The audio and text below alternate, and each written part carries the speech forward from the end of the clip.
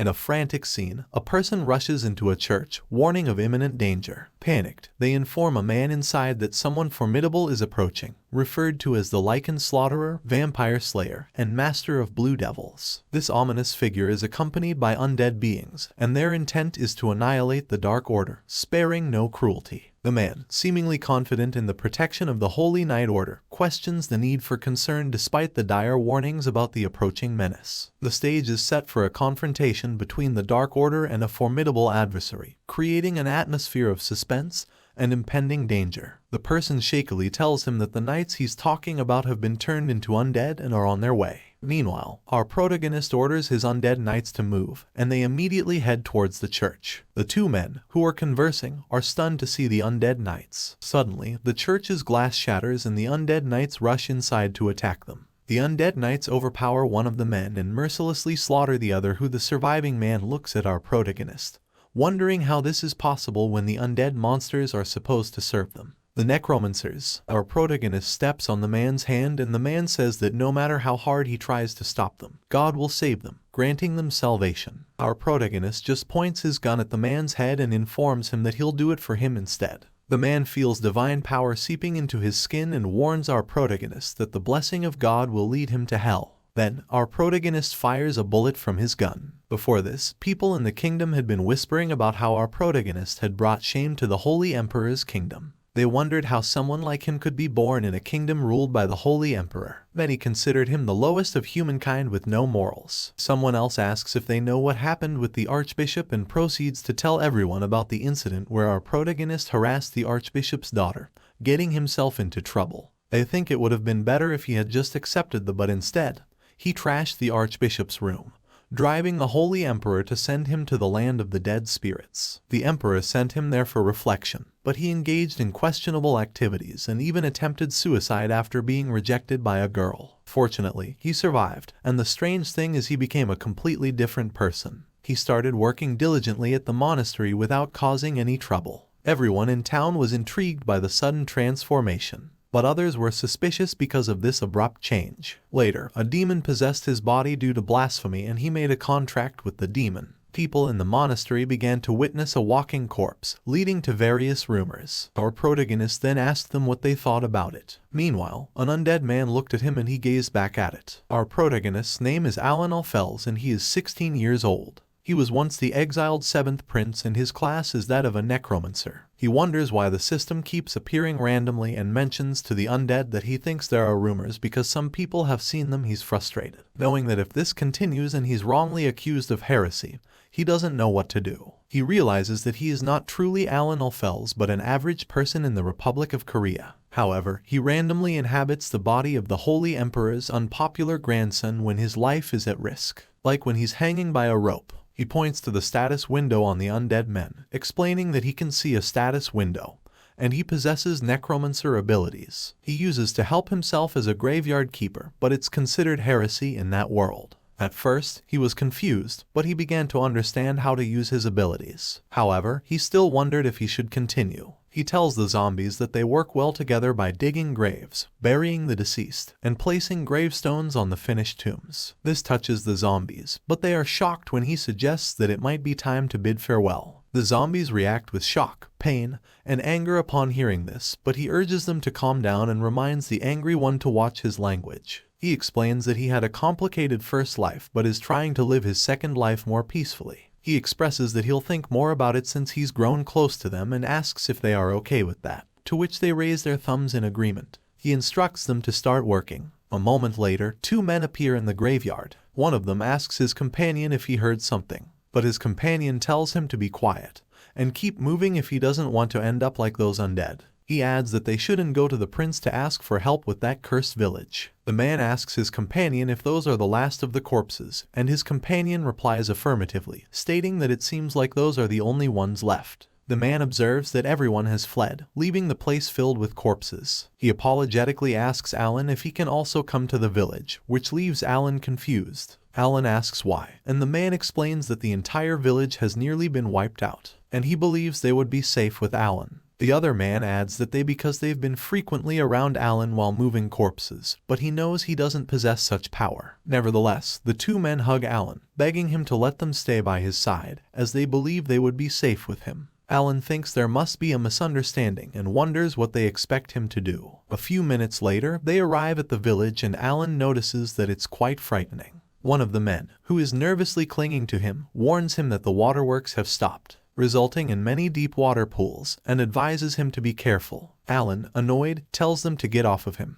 The man insists that they should always carry charms on their bodies, causing Alan to angrily ask if they consider him a charm. As they proceed to walk, Alan advises them that if he were in their shoes, he'd use his time to search in another house. However, he suddenly spots something and asks what it is. The men respond by asking what he's seeing and tell him not to try to scare them. Alan walks toward the direction of the mysterious and informs them that he's going to check it out. The men, in a panic, urge him not to go and not to wander off alone. But he continues walking, despite his unease, certain that something is amiss. He senses a simple presence but one that exudes a murderous aura. Suddenly, he hears something behind him, causing him to jump in shock. When he looks back, he sees only a rat, and he's annoyed that it was just a rat. However, the rat's eyes turn red, and a swarm of rats emerges from a hole, immediately leaping toward him to bite him. Panicked, he shouts that they are zombie rats as the rodents crawl onto his body. He swings his shovel to repel the rats and realizes that this is the reason the village has met its tragic fate. He continues to swing his shovel, striking the ground forcefully, and yells at them to go away. Due to his attacks, a few rats die and his mask flies off, leaving him confused by his own actions. The rats were furious to see their young ones die, and they immediately pounced on him to attack. Panicked, he told them he didn't do it intentionally and didn't mean any harm. However, the rats pinned him to the ground. His shovel ended up deep in the water behind him while he was busy shouting at the rats to stop attacking him. His shovel lit up underwater, and when he touched the water, the system popped up, showing that he was using the skill of the Swamp of Death. The water attacked the rats who were attacking him. He was confused about what had just happened when the two men found him and asked him in shock why there were so many rats. They then noticed that the dirty water puddle had transformed into holy water and excitedly asked him how he did it, wondering if he had purified the rats. He simply grabbed his shovel, thinking that he was no prince because he had just discovered that he could use skills other than raising zombies and even necromancer skills. However, he was puzzled about why it had purified the water. He knew that his body was full of holy power because he belonged to the grandson of the Holy Emperor, which may have made his skill holy,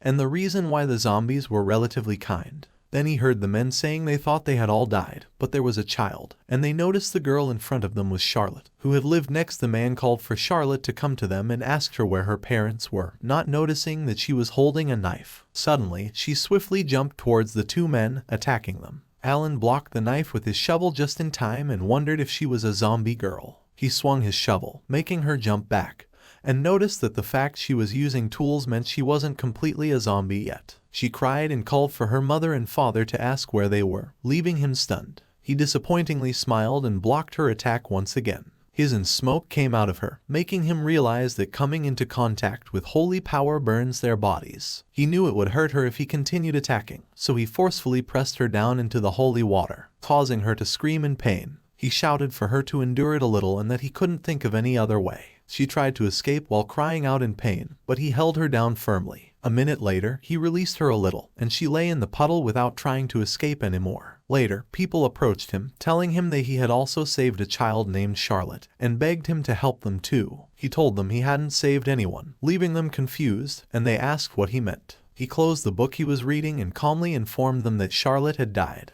The man couldn't believe him and asked if Charlotte had really died. Alan responded by asking how he was supposed to save people, explaining that his blood was related to the Holy Emperors, but he didn't possess any special abilities. This left the people in a panic, asking each other what they could do to save their village. They explained that they had come all the way there, hoping he could save them. Alan sighed and looked at them, questioning where they had even heard about him saving other people. Just as the man was about to answer, someone excitedly called him Prince and informed him that Charlotte had awakened. The man also credited him for her condition, mentioning that he had put her back to sleep because she seemed tired. The man then noticed the people staring at Alan and commented that it appeared he had many guests. With frustration, Alan reluctantly agreed, stating that he had to help them because he possessed more divine power than they did. He also playfully scolded the man named Grill for talking too much and clarified that there were a few conditions when he helped them. The system showed him that the old man in front of the people was Parlock, 75 years old, with specialties in tattle, farming, and tricks. Parlock, however, seemed full of suspicion, which intrigued Alan as he pondered the reasons for Parlock's lack of trust. He wondered if it was because he was considered a worthless prince. Then he told Parlock that his conditions were simple, emphasizing that he didn't want to do volunteer so they should provide him with money and supplies. He also requested that they fix the cathedral for free, which prompted Parlock to ask if he meant the entire cathedral. Alan turned around and explained that it was necessary for their survival, but if they didn't want to do it, that was fine. Parlock shouted that they would do it, but Alan added that there was one more important thing. This left the people stunned and unable to believe there was more to the agreement. Alan told them that they should ensure they kept their trade away from the Holy Knights, as he knew he'd get into trouble if the Holy Royal family found out. Parlock agreed with the others, and the people turned around, still uncertain if it might be a scam. Alan, on the other hand, excitedly thought that the cathedral, once meant for exiling, would finally be useful. He remembered Parlock had mentioned that 30 corpses in the village had turned into zombies, which he believed was manageable. Alan then instructed everyone to grab their gear, which confused them. He reminded them that they had asked for help with zombies and asked if they were planning to make him fight all alone.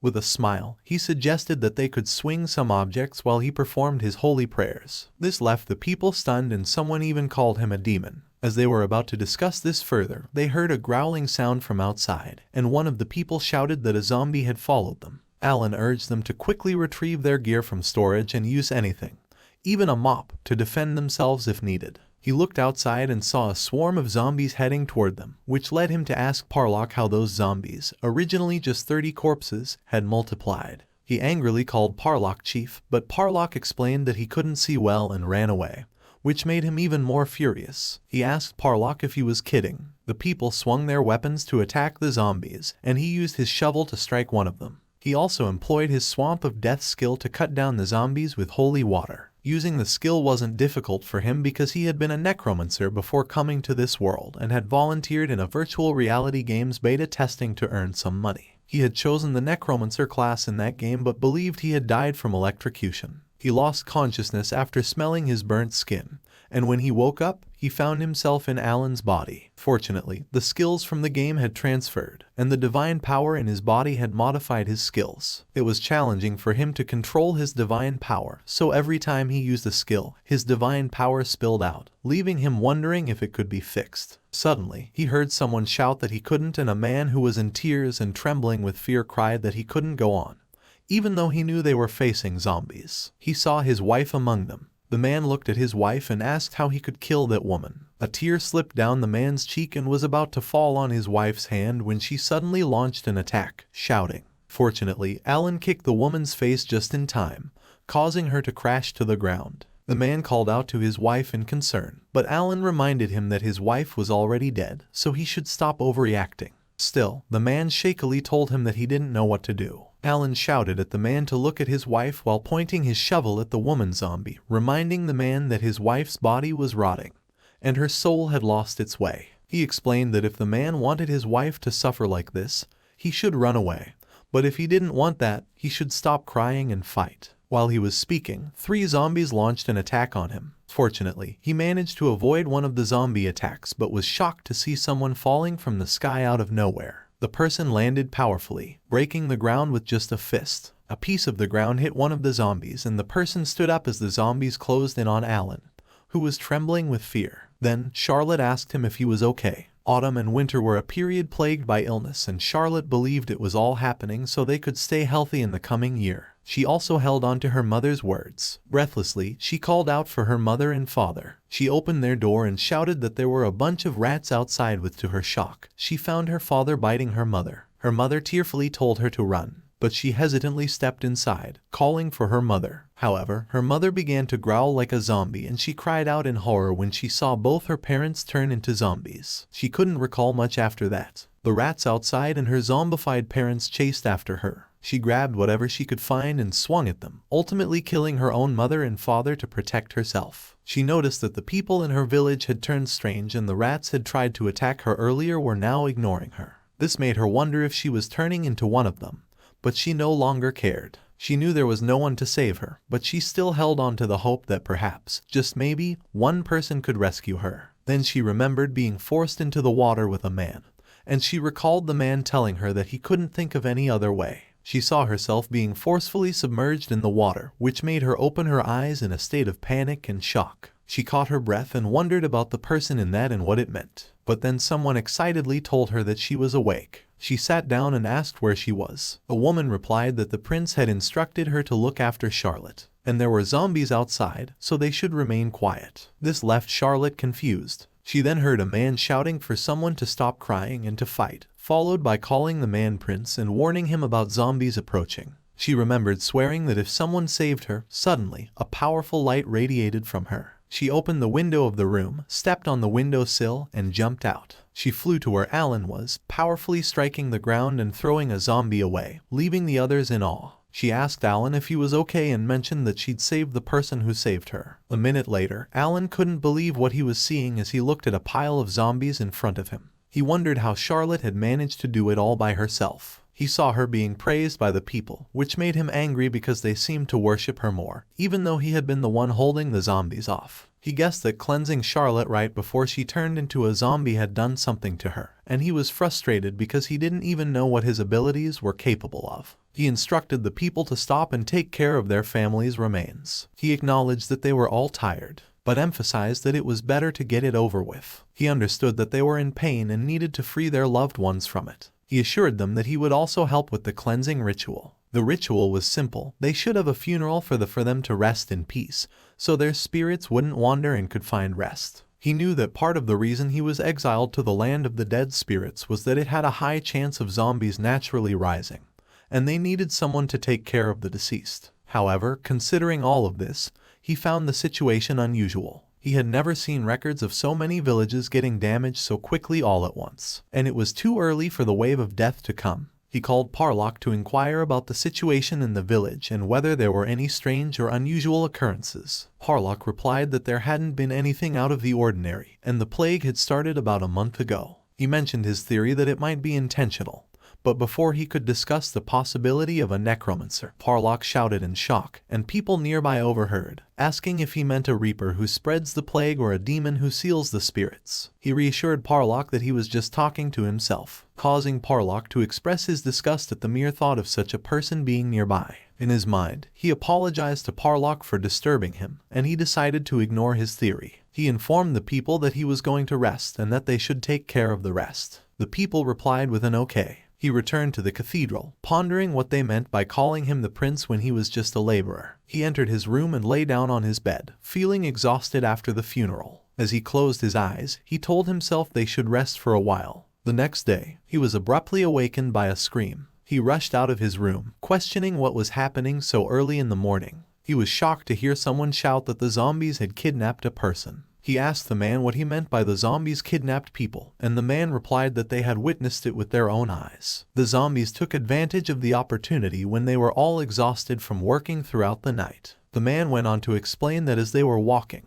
they heard someone scream, and a woman named Morian begged them to save her. Curious, he inquired about who Morian was, and the man replied that she was Anne helping treat injured individuals. However, he interrupted the man to ask if he knew her, to which the man nervously replied that she was a beauty, and had once rejected the prince's confession. He quickly realized his mistake and wondered if it was a setup. The man reminded him that he had been so humiliated by the rejection that he had attempted to hang himself. He blushed and asked the man to stop because it was embarrassing. The man changed the topic by suggesting that they should form a search party and look for Morian. He wondered if they were because Morian was a beauty, but he acknowledged the need to investigate, as it was his first time witnessing zombies kidnap a human. He needed to confirm if something unusual was happening. He put on his robe and inquired if tracking was possible. The man suggested that a hunter from their village named Hans might be of assistance. He agreed and instructed the man to inform Hans to come quickly. He then noticed Charlotte staring at him and engaged in a silent staring contest with her. He ended up losing and wondered if she held a grudge against him knocking her down.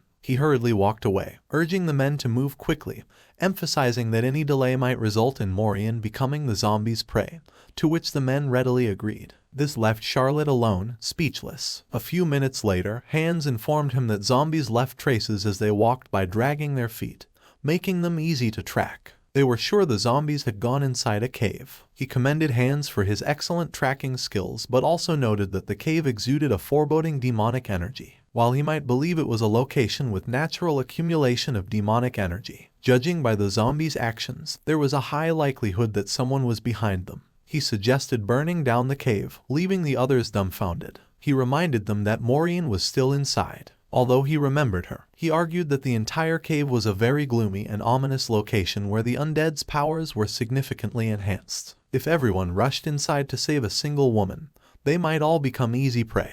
Hans asked him how they could save Maureen and he replied that they should prepare properly, and however, the likelihood of Maureen still being alive would decrease. Suddenly, he heard a growl behind him and turned in confusion to see a huge bear close by. The bear bit him, causing him to shout in pain, and the people with him rushed to help. The bear pulled him inside the cave and he saw the others trying to run quickly to his rescue. Unfortunately, the bear threw him down and he realized that the bear was also a zombie. Nonetheless, he managed to swing his shovel using his other hand and used his Swamp of Death skill to attack the zombie bear. He fell to the ground, holding his injured shoulder in pain, and used his terrible curse skill to heal himself. As expected, it started to heal, but he knew that his divine power was running low. In times like these, it was more convenient to have the skills reversed. When he finished healing himself, he heard the bear approach from behind, and the system displayed that it was a king of gluttony with an unknown age and specialties in biting, crushing, slashing, and digging into organs. It was also noted as enhanced by necromancy. Seeing this, he realized that the bear was strong even after being hit with his holy water, and he understood that it would be troublesome if the bear was being controlled by a necromancer. He sweated and pondered how he could win against a bear with brute force. The bear jumped towards him to bite him again, but he managed to avoid it. However, the bear swiftly launched its claws to slash him. In the nick of time, Charlotte appeared and stabbed the bear's eye.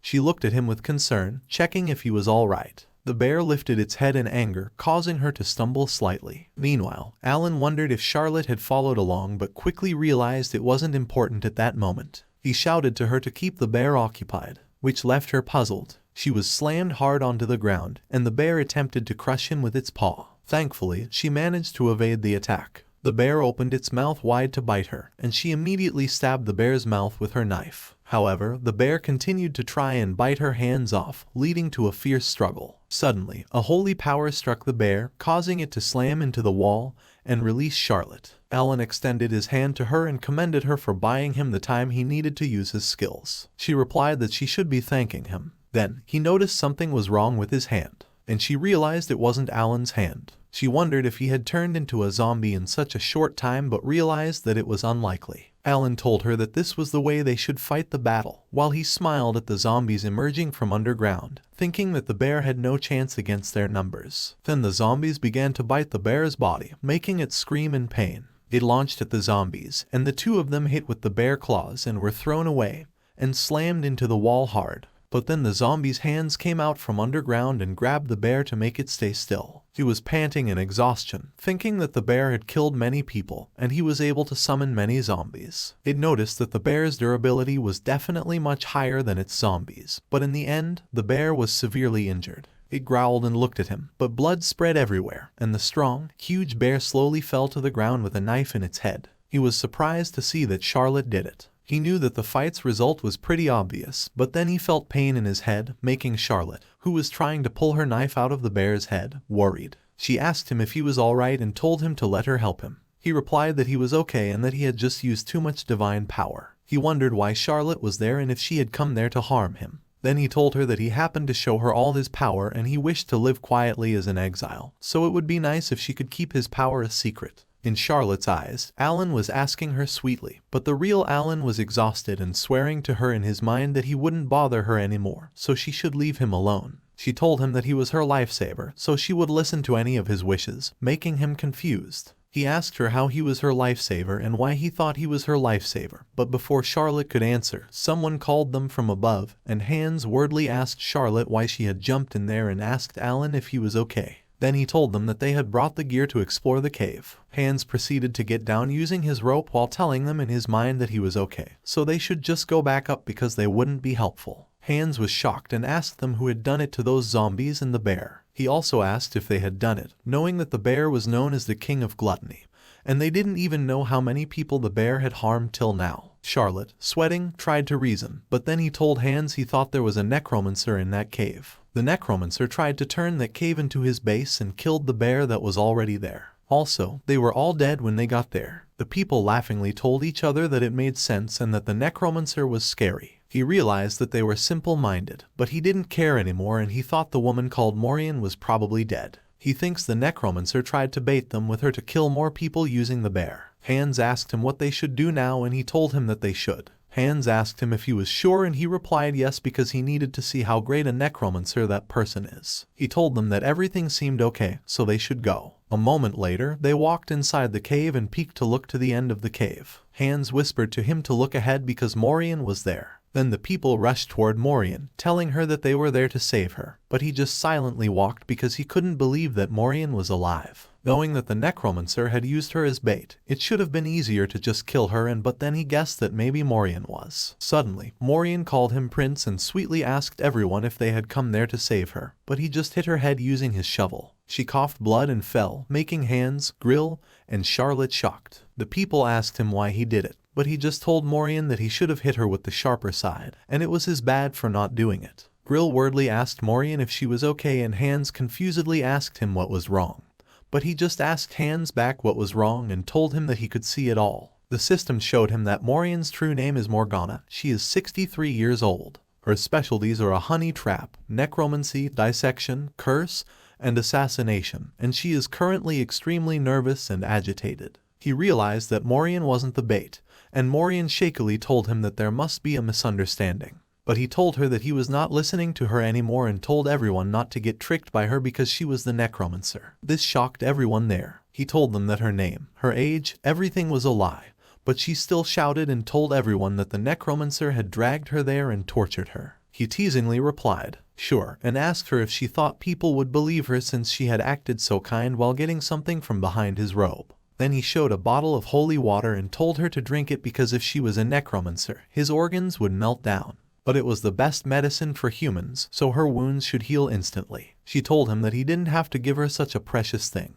and he replied that it was precious so she better drink it. She wondered how he noticed it when she knew her disguise was perfect, and no one suspected anything while she acted as Morian in the village for a whole year. She was wondering how that darn prince figured it out and what kind of power he possessed that allowed him to get rid of the bear. Then he teasingly asked her if she wasn't going to drink it and told her that the prince was giving it to her, so she should receive it with both hands. She seriously told him that she was going to get rid of him during the wave of death. Suddenly, she attacked the holy water bottle in his hand, making it shatter everywhere. Then a skeleton undead came out from underground while she was telling him that he had only hastened his death. She tried to keep him alive for longer, but he was going to die there. He just slammed his shovel on the skeleton's head and swiftly attacked all of the skeletons. He asked them how dare they act arrogantly in front of him and told the undead to go back when he was still being nice. She was looking at Alan in fear without noticing someone behind her. Then Charlotte pinned her down on the ground, and she was shocked to see Alan patting the skeleton's head while praising Charlotte for a good job. She asked him what the heck he was, how he did it to her skeletons, and if the shovel he was holding was the source of his strength. He replied that she was right, and the shovels were great in those days. She shouted that it couldn't just be a normal shovel because it had to be a holy relic. But he interrupted her words when he asked her if she was seriously nitpicking about it instead of worrying about herself, while Charlotte was pointing to the sharp knife on her neck. Later, she was beaten up while introducing herself as Morgana, a 63-year-old necromancer. He asked her if she was not going to confess everything, making her angry, and she shatteredly told him that she'll tell him who told her to kill him, so he shouldn't kill her. He asked her if she was saying that someone told her to do it, and she replied that she was asked to seduce him and fake his death as a suicide. This surprised him, and he realized that Alan didn't commit suicide, but was forced to do it, so he thinks Alan wasn't that pathetic, which is surprising for him. While Morgana wondered why he was so, she whispered to him that the Dark Church told her to kill the Holy Emperor's 7th grandson, and she saw through the bear that he was also a necromancer, so if the church finds out about it, they won't leave him alone for much longer. He told her that it meant she really saw him and told Charlotte that he guessed they must kill her, to which Charlotte agreed. She panickingly shouted that it was a slip of the tongue and she would keep it a secret. Also, she would tell him everything about the Dark Church, but he slapped her hard on the face while telling her that if was going to tell him everything that easily, then it didn't worth a thing, and the villagers would decide her fate. He also told her that there were many people there who had lost their family members to her, so she should pay for her sins. She shatteringly told him to hold on and begged him to spare her, but he just asked Hans how they were going to handle her. Hans replied that she should receive the same punishment as the crime she committed, and they would give her a painful death, and then leave her in the forests. Then the animals would eat her corpse and what was left of would become a zombie. Hans asked him if it wasn't a fitting end for a necromancer who insulted the dead, and he replied yes, expecting it from the Middle Ages. He silently thought for a moment about the dark church. A moment later, he got a swarm of books and remembered that he couldn't figure out everything. But he managed to successfully steal the books of that necromancer and stored them in inventory. He thought as a necromancer, it'd be great if he could talk to spirits, but he guessed he couldn't get that skill there. Then he opened the book to start reading and he thought that Morgana said something about the wave of death, or something like it. So he knew he needed to read about the wave of death again, and the assassination. This made him wonder if his siblings were behind it. But he thought, at any rate, since he was the prince, they might have been trying to get rid of him because of the battle of succession. He closed the book he was reading, knowing that it was a power struggle, and he wondered how complicated the life of the royal family was. He pondered what if he was really murdered and if he should hire some mercenaries, but he decided that for now, he had to raise his skill proficiency without noticing Charlotte behind him. Charlotte heard him and wondered if he would be murdered. Then she remembered that everyone said Alan had changed and he was similar in size to him, but he always took the initiative in fighting. She also heard that Alan saved many people in that incident alone, and he even held the funerals for those who passed away.